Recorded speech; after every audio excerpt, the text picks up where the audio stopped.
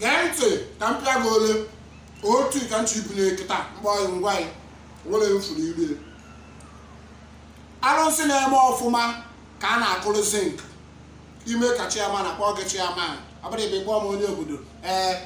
ọ mmiri na-arị ugwu na Gambia mba kpata aka ọsọ were mfuru iri onye na-awere m ọnụ ka m na-ekwu iri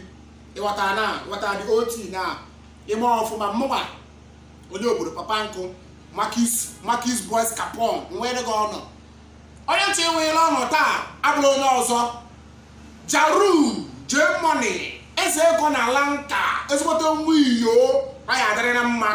a na-akwụti uzie ma otu na-agwa ụlọ be m igwe onye obodo ka o si adị nsị mpa anọkwa m ya ọ sị na m atachigokwa nsị awa ọsị m jide nke awa m nwechidego na ọ na mpempe ndị enenekwa ya asị m ekem ka ndị Makis Boys ka o si adị nsị a nakwa na mpempe ọsị oke ma motriduzi ya bụ ego ole ma ọ gawakọ motriduzi si motriduzi gị pụta 20,000 ọsị ngwa jide nke a nọ n'abalị nyaa ọkpọ m si m onye obodo na taa dede ya nke ka o si adị n'ụmụ ya wekwara ya ọnọ nsị amaka nwaanyị na gị awezụgo ọnọ bụrụzie gịnị ebe mụnwa nọkwa ya asị m gwa na nke a jide anyị na-emere ife ị na-anya fụ na mmemme na-emegotu na headquarters of Makis Boys prestigious court of Nigeria ife na ebe a bụ ofe akwụ vidio ya ọfụma na ere ahịa ara vidio ya ọfụma ka afọ ya ihe ezigbote ofe akwụ with assorted ka nka Jaru eze ego na lanka onye ọma na Sri Lanka papa ya adịrị mma ndị ewuchi gị mere m oyes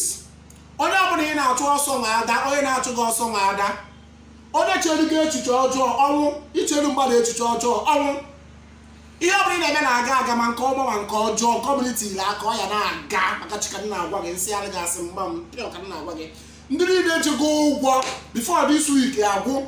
facha ị na-enye weta elu gị ego gị kwuo gị interest ego ka ibiri fana ha na-ayara iri ego gị ha na-ezu then ndị niile iji ụgwọ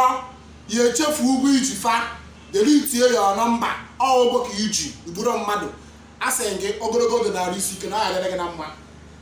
taa ọ na-eme epom ọsọ come on